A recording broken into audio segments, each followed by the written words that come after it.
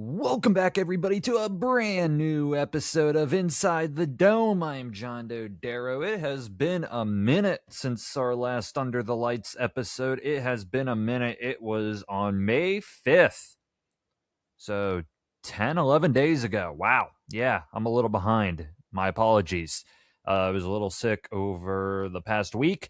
And I was planning on recording this on Tuesday, getting it out Wednesday, so I am behind. My apologies. So this is coming out either late Friday, early Saturday. So for a lot of you, happy weekend.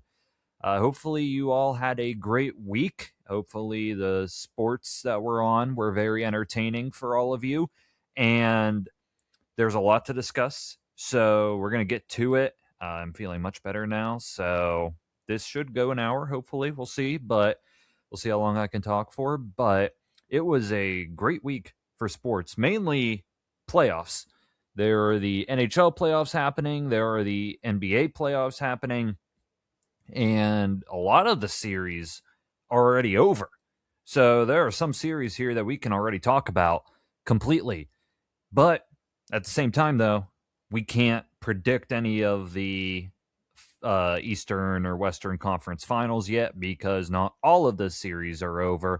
So we'll save that for next week. I will try to do next week's Under the Lights episode earlier in the week, so it might be shorter because there will probably be less to discuss, but I should be able to have predictions ready for that. So before we talk about the playoffs, we're going to start with the NFL. Because once there's news to talk about with the NFL, that comes first. And there is actually news to discuss. On a very minor note, Stefon Diggs was found not guilty for the whole incident that he had with his personal chef. I don't want to get into the nitty-gritty of it, but he was found not guilty. So essentially, he can sign with any team he wants. I don't think he is currently signed to any team. He was just with the Patriots for their Super Bowl run, 32 years old, and he is not on a team. He is a free agent. So, at least with Diggs, legal stuff should be over with now for him, I believe. So, he played one season in New England, had 1,000 receiving yards, 4 touchdowns, probably was the best receiver on that Patriots team. That Patriots team is missing a guy like Stefon Diggs now. I don't know if they're going to get A.J. Brown still or not. That news has kind of died down a little bit in the recent weeks, but that's still a possibility. Their top wide receiver right now is Romeo Doubs. I'm not very confident in that. I don't think many Patriots fans are confident in that either. Kayshon Boutte, Matt Collins, Mary Douglas, Kyle Williams are all returners, but yeah, they're missing something there for Drake May. They really are. I don't know if it's going to work out well for them. So maybe they get A.J. Brown and all of this cause for concern goes out the window, but maybe they get Stefon Diggs back. I think he'll be signed, though. He's only 32. Still some talent, even if he's not a wide receiver 1 anymore. He could easily be a team's wide receiver 2. We'll see, though. The big thing that happened, though, is that the schedule has been released. So, yeah. The NFL schedule has been officially released, so every game is confirmed. We know all of the games, all of that. So we'll start with the Steelers first because I'm a Steeler fan. We're all Steelers fans here, the OGs. So let's get to the Steelers schedule. And I'll just guess right now off the top of my head if I think they will win or lose these games. Assuming Aaron Rodgers is the quarterback, I might add as well, because I'm more inclined to say that Aaron Rodgers will be the quarterback for the Pittsburgh Steelers. Obviously, if he is not, some of these predictions might change. But these are my super, super early predictions. We'll definitely do more closer to the season. Week 1, play the Falcons at home. Gotta love it. Home game right off the stretch. That typically doesn't happen much. Doesn't really happen. Week 1 home game. Happens here against the Falcons. I think they could easily win this game, no matter if Tua or Michael Penix is the quarterback. Week 2, the Patriots on the road. That's going to be tough. We'll see if this new Steelers team can do it. I think they can. Week 3, the Bengals at home. I think they win this one. They'll probably split with the Bengals. Week 4 against the Browns. Give me that win. Thursday night football as well against the Browns. Shedeur Sanders, Deshaun Watson. Who knows? Week 5, the Colts. That could go either way. We beat the Colts last year. I was in person for that. That was a great win. Week 6 against the Buccaneers. Toss up. Something. Toss up. I don't know. They'll probably lose it. That's on the road. Week 7 against the Saints in Paris. 9:30 a.m. start times. Last year was the big Ireland game against the Vikings. This year it's in Paris. That's exciting. Against the Saints should be an easy win for the Steelers. Against Tyler Shuck should be easy. Hopefully. They play the Saints week 7. Week 8, the Browns in Pittsburgh. Oof. I think they split. I feel like this is the game they would just randomly lose. Then you got the bye week. I always think that your bye week should be right after your international game just so you can get back on the right sleep schedule. Instead, they said, nah. It's after you play the Saints in Paris, you got to come back and play the Browns before you get your bye. So Steelers have a week 9 bye. That's not bad at all, though. Week 10, the Bengals, Sunday night football in Cincy. Yeah, they're probably going to lose that. Week 11, the Eagles, probably going to lose that. Week 12, that's on the road. Week 12 at home, Black Friday. Black Friday, look at that. Thanksgiving weekend. There's a game on Thanksgiving Eve as well this year. A lot of Wednesday games. Broncos on Black Friday. That should be a really fun game. They'll probably lose it. I think the Broncos are really good. Texans, Sunday night football. Huge. Okay. Let me just say this. Like for primetime Steelers, week 10, you got Sunday night football. Week 11, nothing. Week 12, you got Black Friday. Week 13, you got Sunday night football. Week 14, you got Monday night football against the Jags on the road. A lot of primetime in the middle of the season. I think they might win that game. Hard to tell. Ravens at home. They'll probably lose it. They always win the second game, I feel like. Or they kind of... I don't know. Because they tend to win the home game. So I'll say the Steelers beat the Ravens in Week 15. It's a 1 p.m. game, though. In December, it's going to be cold. Week 16 against the Panthers should win that. At home, that's the last home game of the regular season. Because Week 17, they have to play the Titans. Week 18, they have to play the Ravens. On the road. So they'll probably lose that game at the end. Who knows, though? But in terms of how this schedule looks, like, is it tough at first and then gets easier? First off, you don't know. Because, like, you talk strength of schedule and all that. But none of that matters when the season starts. Because the Patriots last year, they were terrible the prior year. But then they were one of the best teams. So they're technically considered a good team now. You don't know if, like, the Cardinals are going to come out of nowhere and be good all of a sudden. Or a team that was good ends up being terrible. You never know every single season.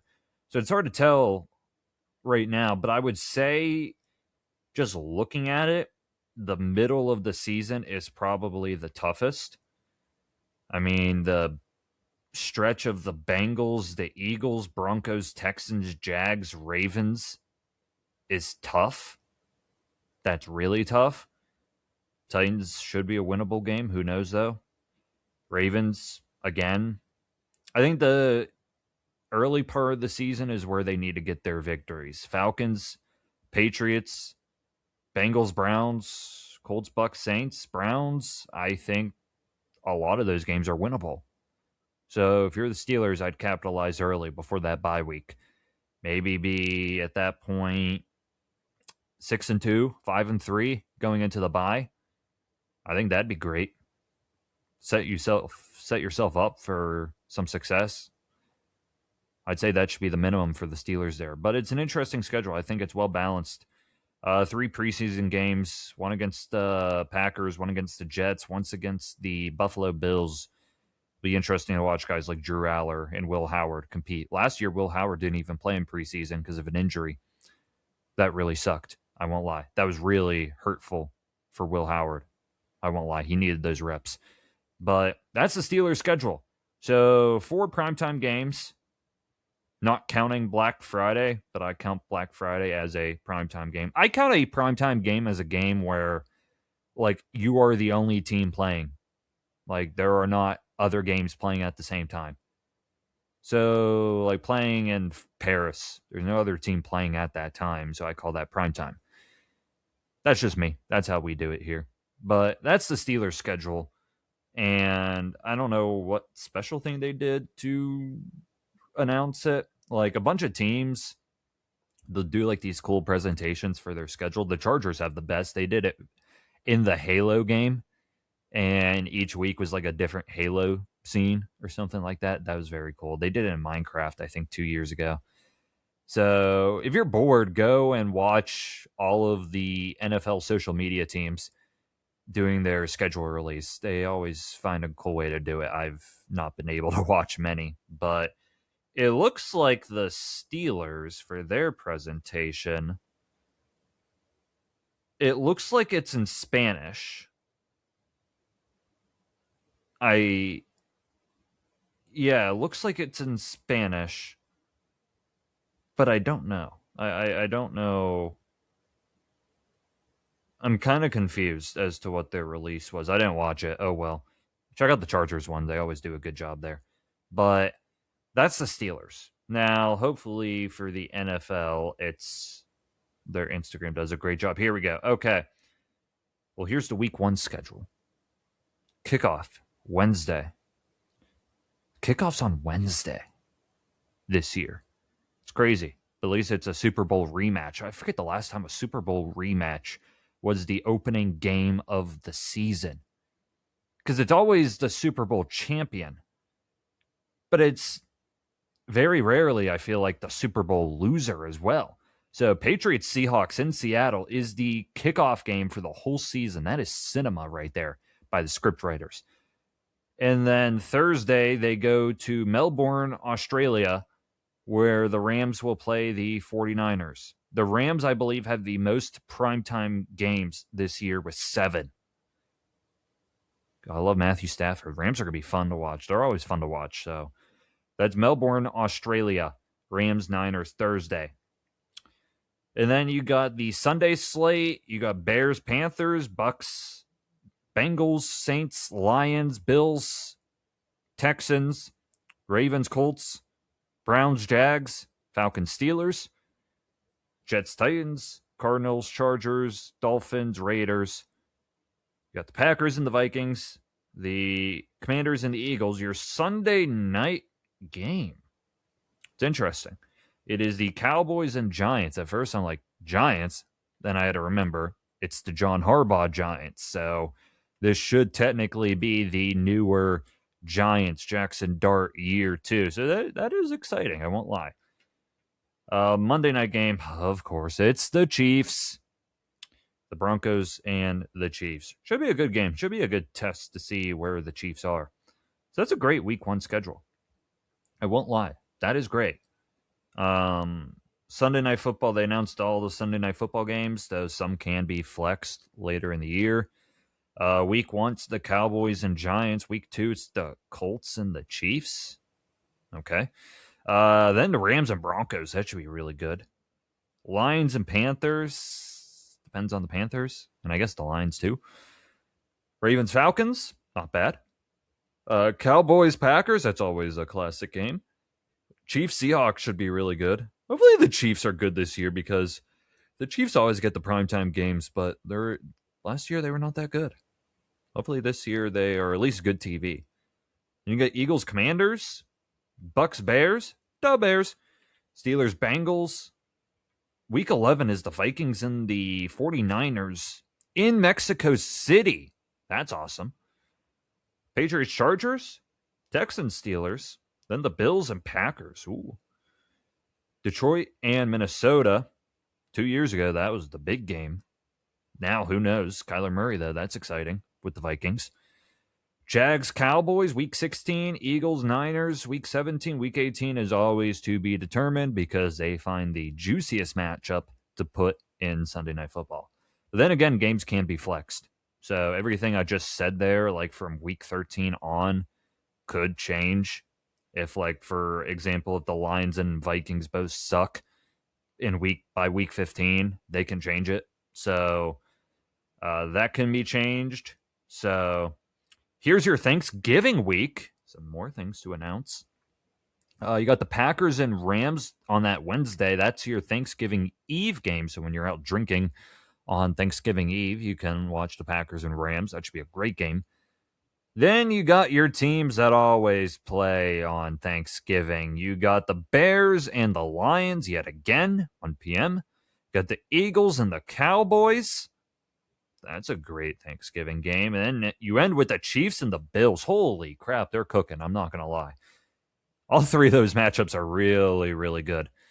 Chiefs, Bills, Thursday night, Thanksgiving night. That's awesome. And then you got Black Friday with the Broncos and the Steelers. Great Thanksgiving week slate right there. That is great. But we're not done here. There are more primetime games to mention. New Year's Eve. You got the Ravens and the Bengals. Thursday, December 31st, 8:15. So Christmas Eve or New Year's Eve. Typically there's college football on then. But if you don't want to watch that, you got the Ravens and the Bengals. Should be a great game. Hopefully everyone stays healthy on both those teams. Christmas week. Oh my God, there's more. There's more. Christmas week, Thursday the 24th, Christmas Eve, Prime Video. You got the Houston Texans and the Philadelphia Eagles. Should be a great game. Great defensive game. The Christmas slate. Here we go. I went to a game. Past couple of years, I've went to a game on Christmas Eve 3 years ago, Steelers, Raiders, and Christmas Day 2 years ago, Chiefs, Steelers. This year, Christmas Day, it's the Packers and the Bears. At 1, the Bills and the Broncos at 4:30, and the Rams and Seahawks. Holy crap. These night games on Thanksgiving and Christmas, holy crap, Rams Seahawks should be great.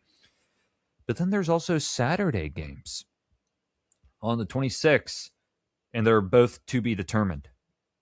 Then there's a whole Sunday slate where the Jags and the Cowboys is the primetime game. There's some other to be determined timed games. So I guess the Saturday slate on the 26th is to be determined, and that Monday is the Giants and the Lions. Oh, the to be determined matchups that could be on Saturday, the 26th. Tampa, Atlanta, Cincy, Indy, Washington, Minnesota, and Pittsburgh and Carolina. Oh, God. Pittsburgh, always primetime. Gotta love it.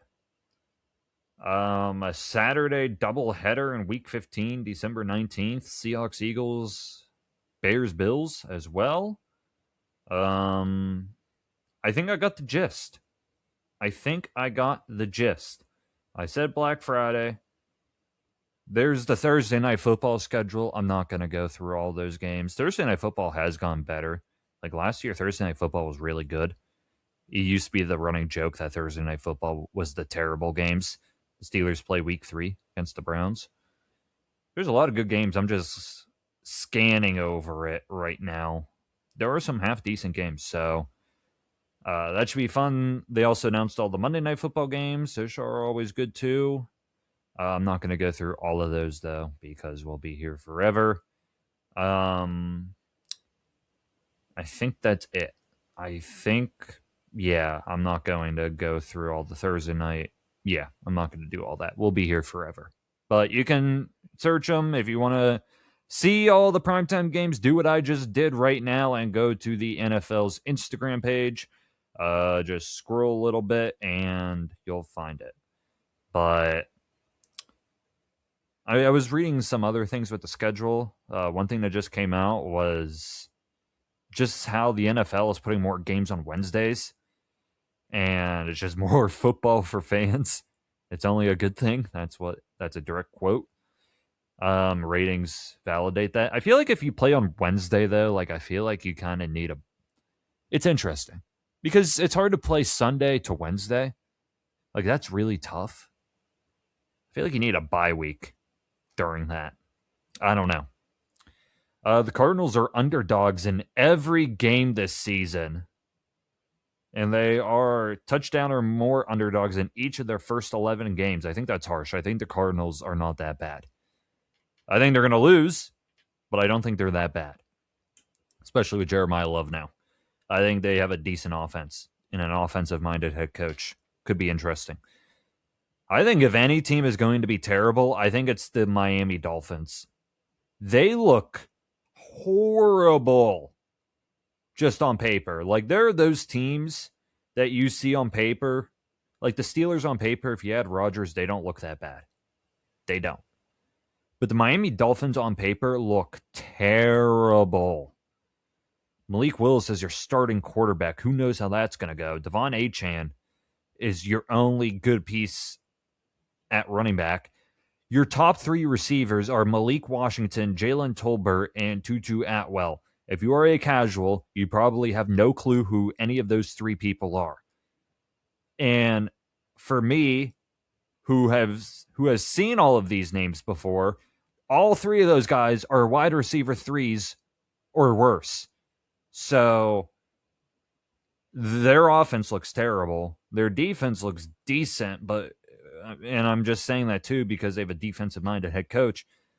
But they're going to be terrible. So if there's any team that's going to be super underdogs, it shouldn't be the Cardinals. It should be the Miami Dolphins. Like, my prediction right now is they're going to be the worst team in football. I think the Miami Dolphins will be the worst team in football. That's my guess. There were other things. From weeks 4 to 16, the Jags will play just 3 games at their home stadium. They have 7 road games, 2 London games, 1 bye, and 3 games in Jacksonville. But the stadium is undergoing renovations this season, so it does appear they wanted an extended stretch of the schedule away from the stadium. Interesting. That's the bye weeks. Here's the last thing I wanted to see. I found it. The amount of primetime games by NFL teams. The Rams have 7. The Packers, Chiefs, Buffalo, and Seattle have 6. Dallas, Philly, Chicago, New England, and San Francisco have 5. Minnesota, Giants, Pittsburgh, Baltimore, Detroit, Houston, Washington have 4. But Pittsburgh does have some of those like Black Friday and Paris games that don't count. Jacksonville, I'm not going to read every team. The stat I wanted to get to. New Orleans and Cleveland only have 1 primetime game each. It's pretty sad. The Jets, the Arizona Cardinals, the Tennessee Titans, the Miami Dolphins, and the Las Vegas Raiders have 0 primetime games. Now, some of those 5 teams maybe are in Paris or somewhere like in a different country, or maybe they're Black Friday. Primetime games, according to this, are games at night. So the Jets, Cardinals, Tennessee, Miami, and Vegas don't have primetime games. I think last year was only Tennessee. Like, Cam Ward never played in primetime.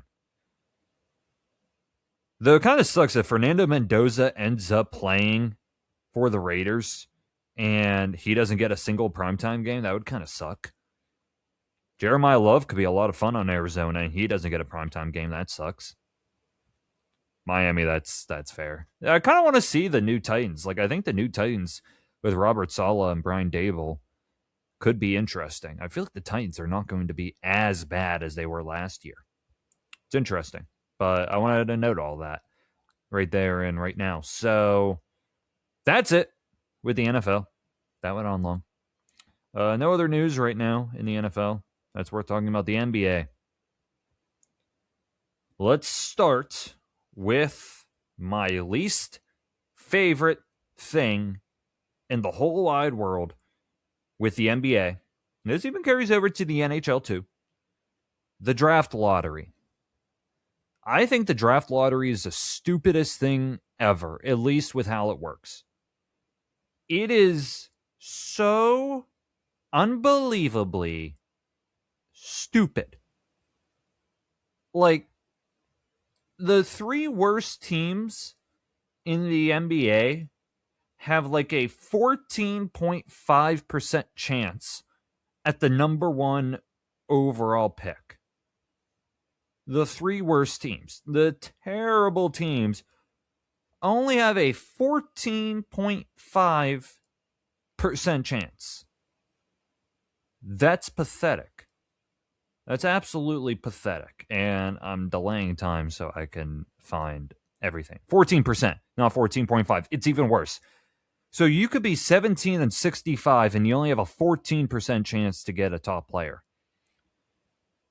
And the fourth worst team has an 11.5% chance. That's pretty similar. Then it goes to 9. And if you make the play-in tournament and you lose in any spot in the play-in tournament, you have a 2% chance to a 0.5% chance. And the Mavericks had that low odds, and they got Cooper Flagg somehow. I don't think, let's say this. I don't think any team in the play-in tournament should even have a 0.1% chance at the number 1 overall pick. If you're going to do any kind of lottery, it should be like the 4 worst teams are in the lottery. Maybe the worst team has a 50% chance. The next team has like 30. I don't know. I don't know. Break it up how you will. But I don't like it. I really don't, because you have teams that are terrible and they don't get a number 1 pick when they need it. I know it's to prevent tanking, but look at the NFL. The NFL is great. You could be 0-16. Guess what? You get the number 1 overall pick. There is tanking, and there's tanking everywhere. You trade picks away, you're tanking. Or you trade players away for picks, you're tanking. You're trying to lose. Now, if you find evidence that like teams are deliberately tanking certain games, like they're intentionally losing games, I think you just simply fine them. Fine them, suspend them, get rid of a later round pick, something like that.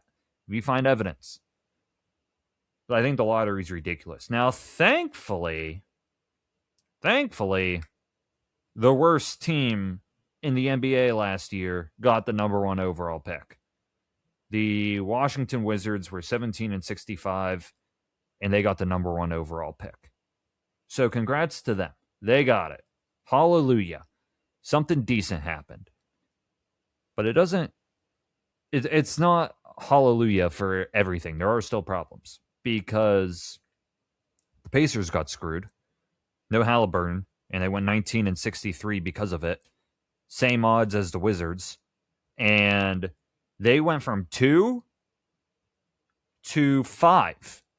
But because they went to 5, the fact that they fell from 2 to 5, first off, 2 to 5, that sounds stupid already. But because of that, that pick was converted to the Clippers. If they didn't finish in the top 4, that pick went to the Clippers because of the Zubac trade. The Pacers got Zubac. So the Pacers were absolutely terrible last season, and they don't get a draft pick because of the lottery moving them down from 2 to 5. I feel for Pacers fans. I do. Especially because I think the top 4 picks are all very good this year. Like, I think there are 4 great prospects in the top 4. And the Pacers don't get any of them, despite being 19 and 63. Instead, a Clippers team that was 42 and 40 gets to jump up because the Pacers went from 2 to 5.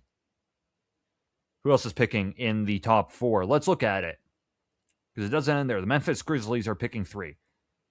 So first off, Utah jumped from the 4th highest odds to the number 2 pick. I mean, they were 22 and 60. Not great. Then there's Memphis, who jumps from 1, 2, 3, 4, 5, from 6 to 3, and who was in the 3rd spot with the odds was the Brooklyn Nets. The Nets fell from 3 to 6. Feel for Nets fans. And then, who was the other team? The Chicago Bulls got the 4th pick. The Chicago Bulls were 31 and 51. 1, 2, 3, 4, 5, 6, 7, 8. They had the 9th highest odds, and they jumped to 4. 9th. 4.5% chance of the number 1 pick. I also think it's rigged because they don't show the balls. I believe in the NHL, they show the balls. The balls in the machine that have the numbers, They show the balls in the NHL, my bad.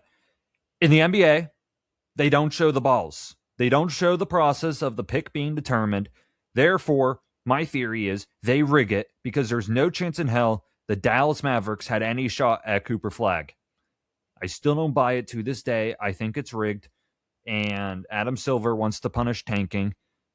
So that's my big conspiracy theory. I do not care. Argue with me all you want. But they don't show the balls. They don't show the process happening in front of all of us. They hide it in the back. I don't see it on social media anywhere where they pick the ball. I don't see it. I've seen it in the NHL. I don't see it anywhere in the NBA.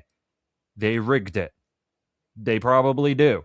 We don't see the process of the lottery. I feel like we have a right to watch the process.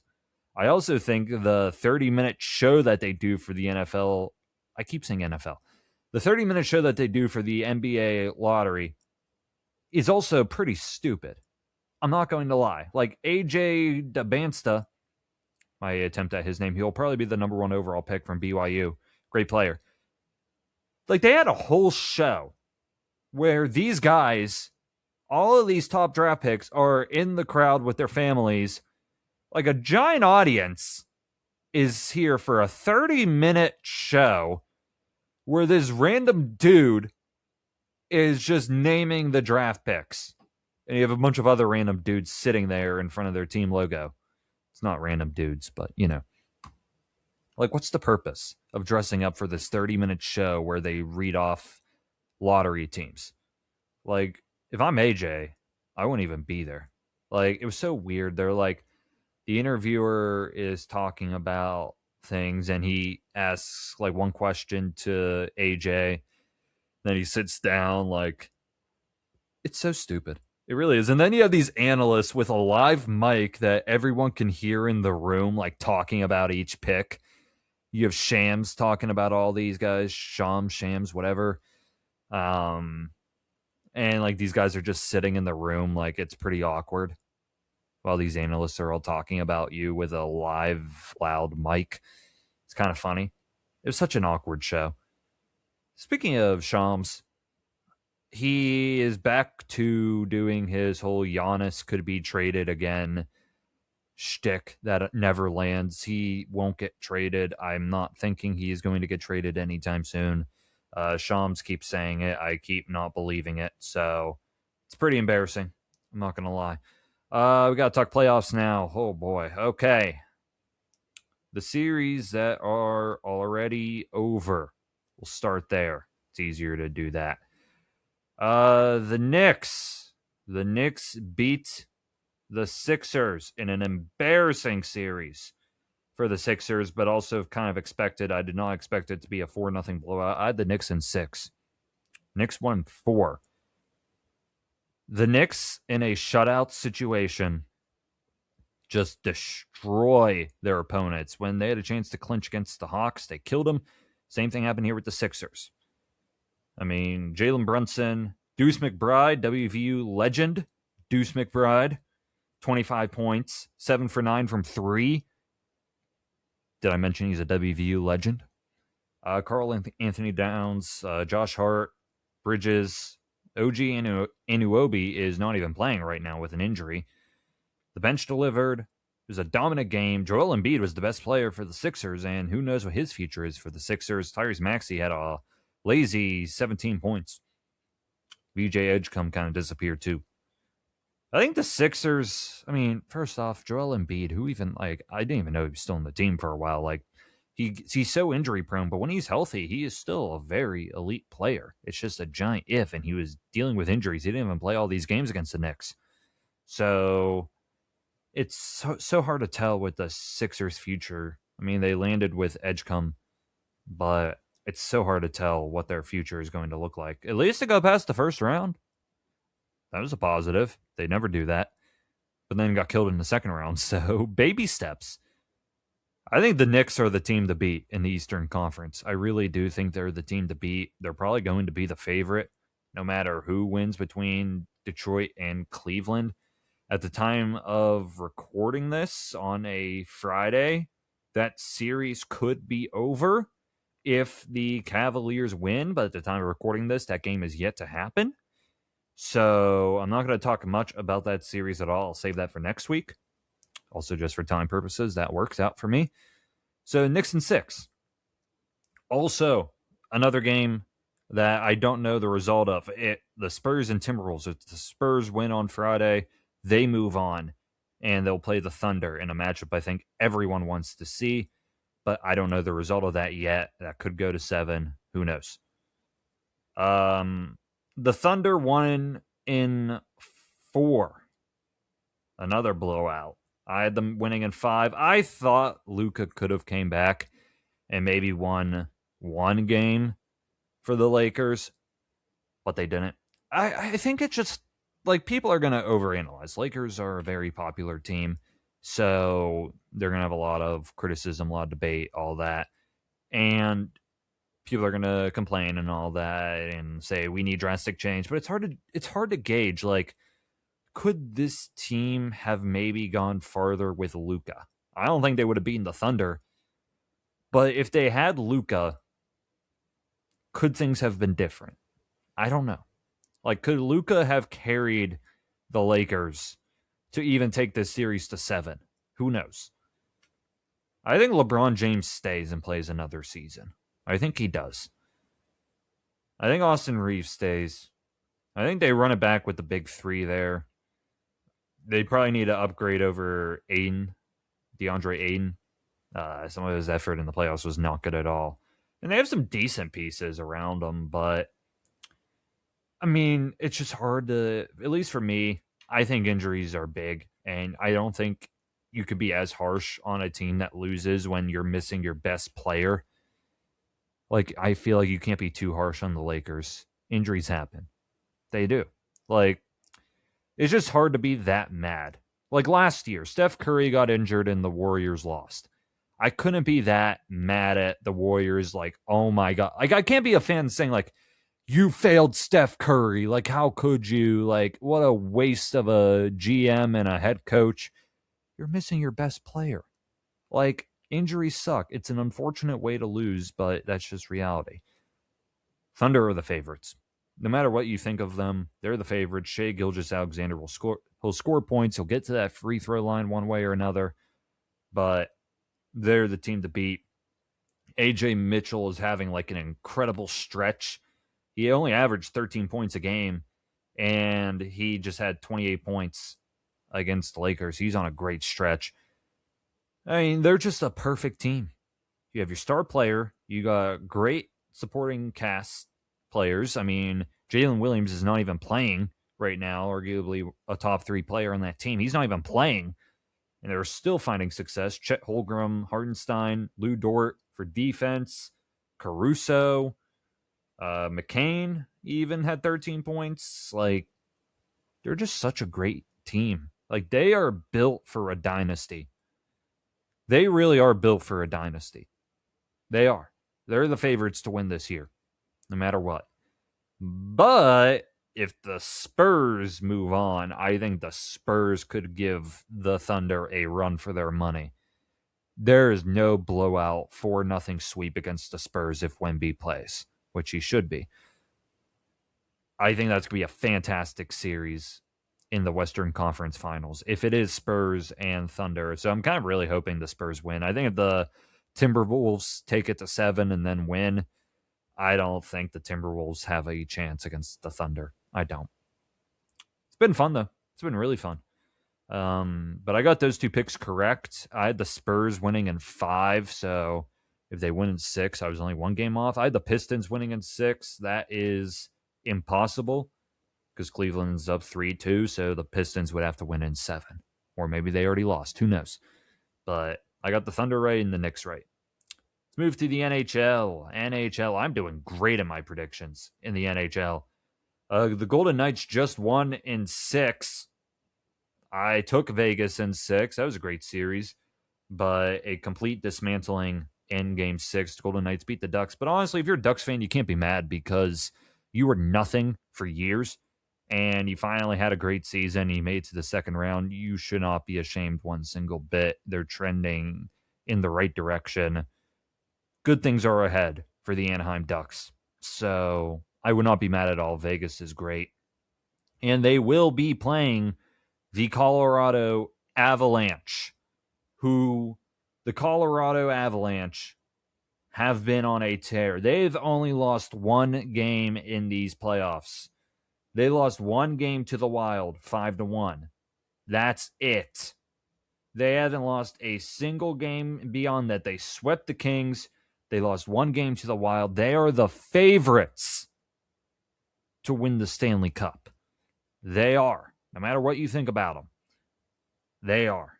They had a great comeback, though. I watched this live, and this was fantastic. NHL playoff hockey is always great.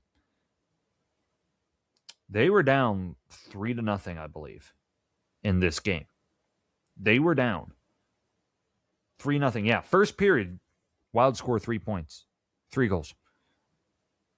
Second period, Avalanche score a goal. Third period, in the time of the third period where they pulled their goalie, they scored a goal with about 4 minutes left. Then they pulled their goalie again and scored another goal with 2 minutes left. They tied the game just like that. It was absolutely insane. I was watching it, and there was 10 minutes left in the third. I'm like, oh, they're down 3-1. They're probably going to lose this. All of a sudden, it's 3-3 going into overtime. And then an incredible goal by Kulak in overtime, 3 minutes in to win the game, win the series. Avalanche are great. They're my favorites right now to win it all. Should be great. They won in 5. Dominant team. And I had them winning in 6, so I was 1 game off. But they probably should have won in 6. The Wild should not have lost that game. That was a generational choke by the Wild in that game. But the Avalanche won in 6. The Hurricanes. Oh, Carolina. You talk about teams not losing in the playoffs. I don't think the Carolina Hurricanes have lost a single game in the playoffs. They swept the Senators 4-0. Then they just swept the Flyers 4-0. Now, some of these games were closer. 2 of those games were in overtime where they won 3-2, both games. But the Hurricanes are also red hot. They're probably the favorites on the East. If I had to predict right now, I'm not going to yet, but if I had to predict right now, the Stanley Cup Finals matchup is going to be the Hurricanes and the Avalanche. And I think that's going to be a fantastic series. But then again, I could be wrong. They beat the Flyers. Ha ha. Shame on you, Philly. I got nothing good to say about you. I'm not going to prop you up like Anaheim or anything like that. Have fun losing again, Philly. Honestly, terrible time in the Philly sports world. The Flyers got swept in the second round, and the Sixers got swept in the second round. Absolutely diabolical for Philly fans in Philly. It's hilarious, though. There is one series, though, that has not been determined. One series, and that is the Sabres and Canadiens. And at the time of recording this, nothing will change. Their game 6 is on Saturday, May 16th. The Canadiens are up 3-2. I had the Sabres in 7. That was my pick. Sabres in 7 is possible. Good series so far. The last game, I think, was a blowout. It was a complete blowout. Canadiens won 6-3. The Canadiens' wins have been blowouts.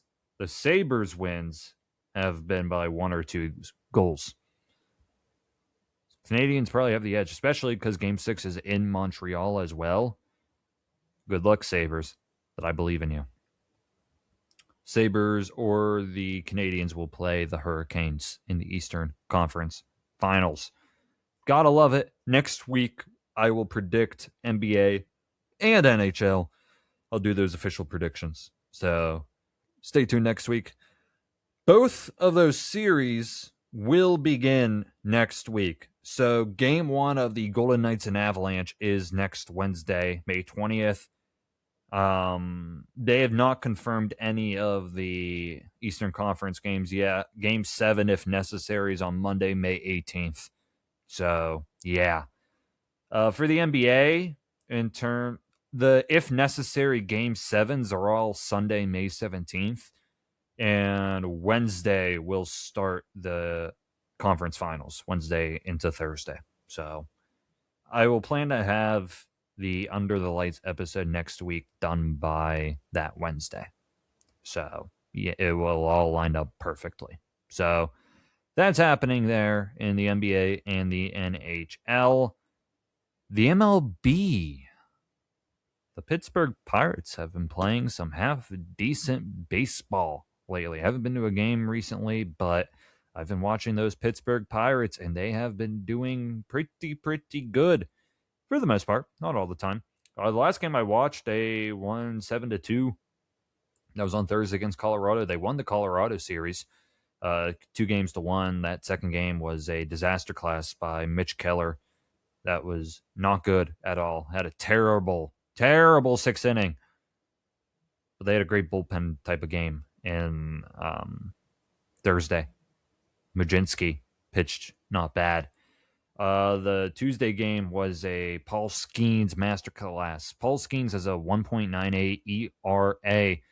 It probably would have been way better if you take away that week one game that he had. That was a disastrous performance, mainly by O'Neal Cruz. But Skeens has been absolutely phenomenal this season. He is the Pirates' best pitcher and has just been rock solid.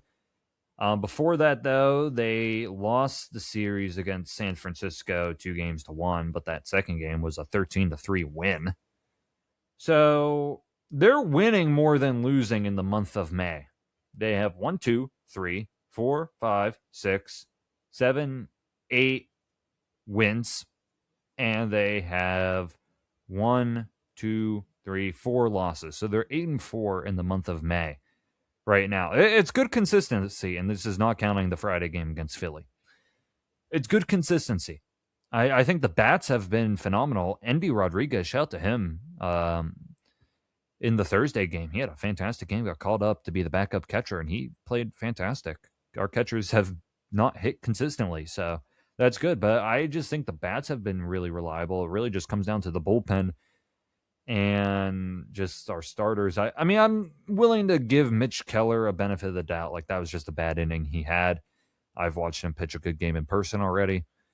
And we're getting Jared Jones back, too. So that should be a nice boost for the Pirates. But they're hitting solid right now. Hitting really solid. And that's going to help. It's just a matter of consistency. The season is still young. They've only played like 40-something games in a 162-game season. So they still got over 100 games left. It's all about consistency right now for the Pittsburgh Pirates. It's all about consistency. Hopefully they stay consistent. But I'm liking what I'm seeing so far. The Philly series will be interesting because Philly, not great, 21-23 at the time of recording. So they're not fantastic, but they're second in the NL East. The NL Central is all pretty good. Every team's above 500 in the NL Central right now. Chicago's 28-16. The Pirates are 24-20. So it's a tough division. It is. Like, every other division has at least one team that is terrible. The NL Central, all 5 teams are above 500. Cincinnati's 23-21. St. Louis 25-18. Milwaukee 24-17. Chicago 28-16. It's tough. It's tough for the Pirates. But I'm liking what I'm seeing. The season is still early. No panicking yet. Let's move on to the WNBA that has officially started. We've had some WNBA games. I've watched some. Seen a little bit. Shout out to Portland. They got an expansion team, the Portland Fire, and I think it was their second game of the season against the Liberty, where they won 98-96, a buzzer beater 2-point shot. In that crowd, looked like a NBA playoff game when that shot was made. It looked insane there in Portland. Like, looked like they had a great attendance. Like, these expansion teams have done really well for the WNBA. Like, Golden State Valkyries are like the most profitable WNBA team with like over $1 billion worth. They don't have like a superstar player on that team. They don't have like a Caitlin Clark on their team. So shout out to these expansion teams. They are getting great crowds. They don't need no Caitlin Clark effect to get people to see their games. That is a sign right there that the business is booming. So that's the goal. Like, you get some of these star players and you get these players to expose people to the league, and then you just start creating casual fans. And it doesn't matter anymore about just seeing a star player in particular. So that's good for the business. What's also good for the WNBA is that it's a summer sport, and the only other summer sport is baseball. So that's always a positive too. But I've seen some games. I saw the opening game between Dallas and the Fever, where Dallas won that game. Paige Beckers is their star player, arguably better than Caitlin Clark. But the Dallas Wings also lost their last 2 games, so they're regressing a little bit. The Fever won their latest game. They play on Friday, so I'll probably watch that potentially. But I was sad, though, because there was like one game and there was nothing on. And I was going to have one of the WNBA games on in the background, but none of them were on national TV. It's kind of sad. But yeah, some of the games have been good so far. But season's early, but it's starting up. So if you haven't watched them already, watch them. So shout out to the WNBA.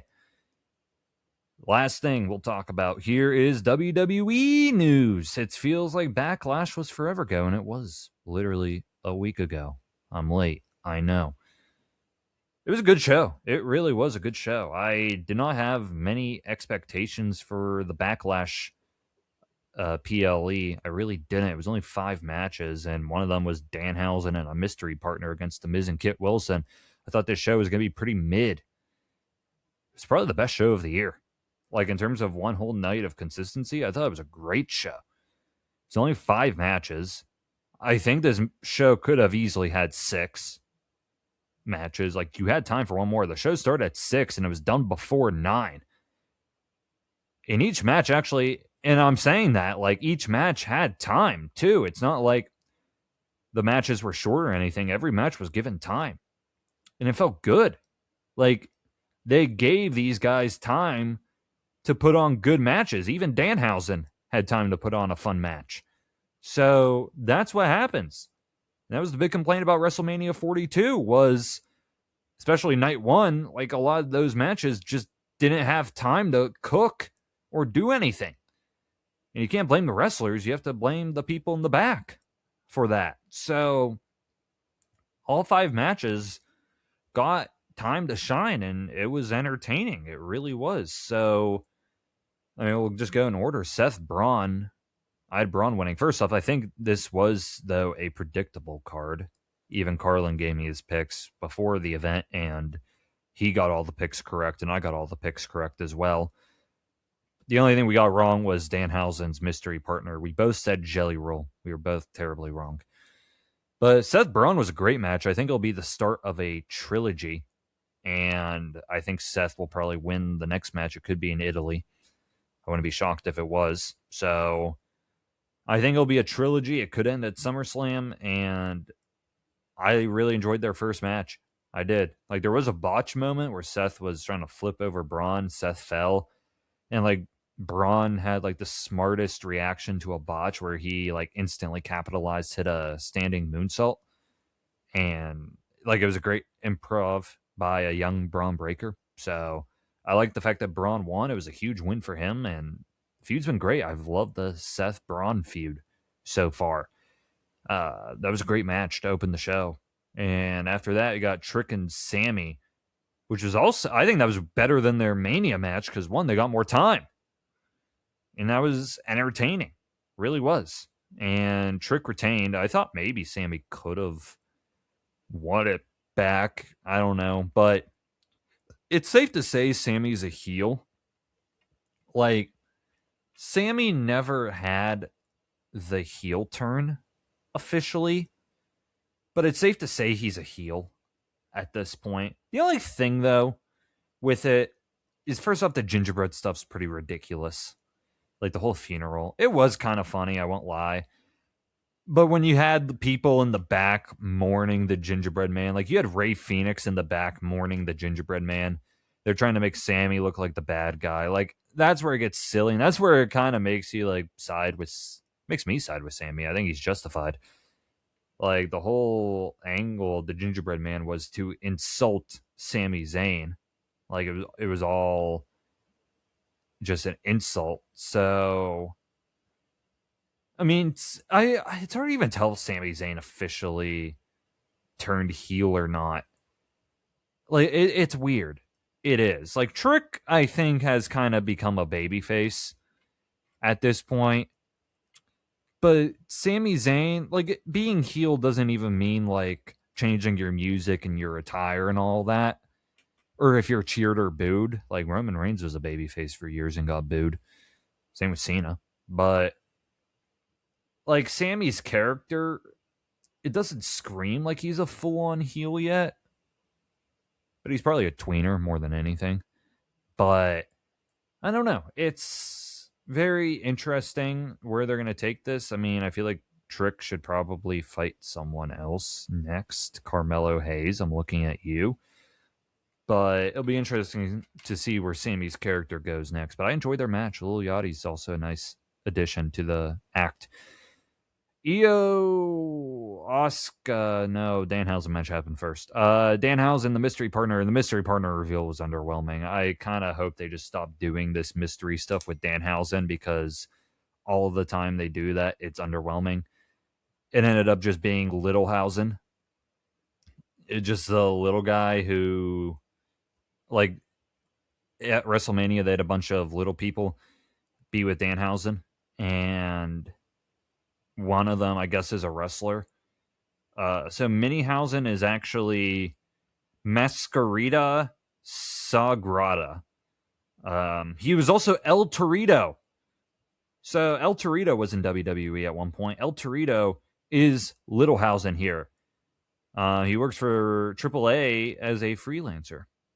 That's cool. That's really cool. So El Torito was Littlehausen.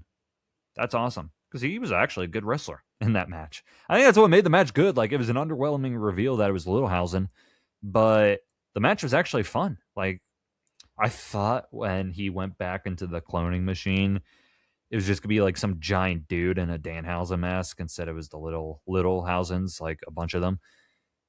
I think they missed out on a chance to have like some giant dude come out in a Danhausen mask. I thought that could have been really funny. Could have been Omos in a Danhausen mask if they really wanted it to be that, but oh well. I thought it was fun. Like, they gave him time. Like, the first match, Seth Braun went 21 minutes. The Trick match went 12 minutes. The Danhausen match went 11. Like, that's more time than, like, the Liv and Stephanie match at Mania. That was fun, though. Io Asuka was a great match, too. Now, obviously, missing out on Kairi Sane hurt. I thought Kairi Sane was going to come back, at least for one night only, but Io won clean. This match went 18 minutes, and it was very good. The interesting thing is Asuka, who there were reports where she is semi-retired. I mean, she's 44. Like, she's probably near the end of her career at this point. And, like, she's one of the greatest female wrestlers of all time, especially just with her WWE accomplishments over the past 10 years. I've watched her whole WWE career. She's won Money in the Bank, Royal Rumble, had an undefeated streak from NXT, was the longest reigning NXT Women's Champion. Was in Mania matches, multiple-time Women's Champion, multiple-time Women's Tag Team Champion. Like, she's done it all, face, heel, everything. And I don't know what her future is. Like, I don't think she's retired or anything, but it seems like she's taking time off. So if we are nearing the end of the road, thank you, Asuka. You are one of the best. So that is sad. But it seems like she did turn babyface, though. So I think heel Asuka's over. Unless there's some swerve later down the line. Who knows? But seems like Asuka is maybe on a retirement tour. I don't know. But shout out to Asuka. Main event, Roman Reigns, Jacob Fatu went 17 minutes. I thought this was another great match. I think this whole Roman-Jacob feud has been building up Jacob Fatu so much. Like, Jacob Fatu feels like a bigger star than he did like at WrestleMania. He feels like a real deal. Like Jacob Fatu's not even a heel in this. Like when Roman Reigns had to cheat to win. But it was smart. Like, first off, Roman is a babyface, but he's still like acts like a heel sometimes, like the tribal chief. But he's obviously more of a babyface. But like Jacob Fatu, first off, he probably should have sold the spear at the end of the match a little bit more before getting right back up. But Roman threw Jacob into the unprotected part of the ropes, the unprotected turnbuckle, and speared him. So Roman cheated to win. Like, he escaped Jacob Fatu. So Fatu was rightfully pissed and put the tongue and death grip on Roman. Like, that doesn't make Jacob Fatu a heel. Like, he's still a babyface. Like, he's still justified. And it's fine. It's completely fine. Like, people are still cheering for Jacob Fatu. They're chanting Fatu, Fatu, Fatu, while they're also still chanting Roman Reigns. I'm enjoying their feud. I just wonder what they're going to do for the next couple weeks before Clash in Italy. So I'm a little curious to see that, but I expect Roman and Jacob to fight again in Italy. But I'm enjoying their feud as well. I think Jacob is looking like a much bigger star, and rightfully so. Jacob Fatu is only, I don't even know his age. What the heck? The Wikipedia does not have Jacob Fatu's age, but he is young. Jacob Fatu is 34 years old. He is 34. He's young. He's a guy that you should be pushing. And I think this is making Jacob Fatu look a lot better. That's one thing with Roman Reigns that a lot of people don't talk about with his title reign, is that he did elevate a good amount of people. Like Sami Zayn, the Usos. Like, he made a lot of people feel very important during his title reign. And I feel like he's got the chance to do that again, especially with him showing up a lot more. He's expected to show up through all of May and I think half of June. Like, he'll be in Italy for that event. I don't know if he'll be at the June PLE, the Night of Champions, but I think he's working like every other week in June, which is honestly completely fine. Like, if you're going to be part-time, I don't mind you working every other week. That's not bad at all. It just sucks when you take like a month off break. That sucks. Every other week is completely fine, Roman. Do what you got to do. But we're getting a lot of Roman Reigns, and that's good. And if he's going to be elevating other guys, that's even greater. I just wonder like how long this feud will go, because I feel like there's a lot of Roman matches I want to see before he loses his belt. But I don't know how long his reign's going to be. Like, is he going to have a year-long reign? Is he going to only have a reign for the summer? Like, is this a summer run for Roman before he takes another month off? So I don't know. But I feel like if he's going to take a month off, he should lose his title by that point. Like, I feel like champions, if you're a champion, you shouldn't be part-time. Like, you shouldn't be taking giant breaks. If you're not a champion, you can take whatever break you want. That's why I think Punk has been off TV for a bit. So who knows, but I'm excited for that. Before Italy, though, there is another show. Saturday night's main event is not happening this weekend. It is happening next weekend. So next week under the lights, we'll do some predictions, but we won't count them because it's not technically a PLE. It's just a Saturday night's main event. 2 matches have been confirmed. Penta versus Ethan Page. I thought that should have been on Backlash, but it's happening here. This should be a great match. I love what Penta's doing with the IC title and this whole feud with like Javon Evans, Rusev, Ethan Page. Ethan Page is great, and I like him getting a push. I'm not going to predict that yet, though. I could easily see Ethan Page win, though, if they want to push him. But Penta's fantastic. He's on the poster, too, so it'll be an interesting show, though, because I don't think Cody's going to defend, and I don't think Roman's going to defend. So Penta could main event. Saturday night's main event. That's not bad at all. I don't mind that. We're also getting the Vision versus the Street Profits. Should be a fun match. I'm not predicting that yet. But I think those are the only 2 matches confirmed. So can't wait for those. Next week I'll predict them. But thank you all for listening to this episode. We are over an hour. So I'm going to wrap this up. Next week there will be another Under the Lights episode. That's essentially the formula going forward. So every week there should be an Under the Lights episode. Talking about everything that's happening in the sport world. It's just going to be a weekly thing, probably throughout the whole summer. if there's gonna be any like centric episodes, it'll probably be pirate related, if I had to guess. So, or wrestling related. But for now, it's just gonna be a bunch of these, and I hope you enjoy them. If you are a sports fan, hopefully you're getting all your sport content for the week listening to this. I try to do it all in an hour, so you have a good hour of listening to me ramble about sports. So I hope you enjoyed this episode. Next week, it should drop either Tuesday or Wednesday, so stay tuned for that. I'll have it out on YouTube and all the podcast platforms, so stay tuned for next week's episode. Check out our Final Verdict podcast for our movies and TV. We just did a review on the Punisher special. We've been reviewing The Boys Season 5. Next week is the finale, so there'll be an episode on that next week on the Final Verdict podcast. And the Mandalorian and Grogu movie comes out next week, too, so that should also be really exciting. So check out those. That's all on the Final Verdict podcast. It's in the link in the bio, so check that out. The big Linktree bio that has all of our podcast platforms, social medias. It also has a link to the Final Verdict as well, so check that out. Follow the socials as always, our Instagram, our Twitter, our TikTok. I've definitely been a little lazy on the socials. There has not been much on there, I won't lie. Hopefully going into the month of June, like the summer stretch, it will get better, especially when some of these Final Verdict episodes kind of die down a bit. Hopefully I'll get in a good groove. I know there really hasn't been anything worth posting on there, so my apologies. It's really just been the weekly episodes I've been doing for content, especially just being by myself right now while Carlin's on his hiatus. So, yeah, just weekly episodes so far, but follow the socials in case we start posting on there again. But other than that, thank you all for listening to this episode. I am John Dodaro. Have a great day, everybody, and see you next time on Inside the Dome.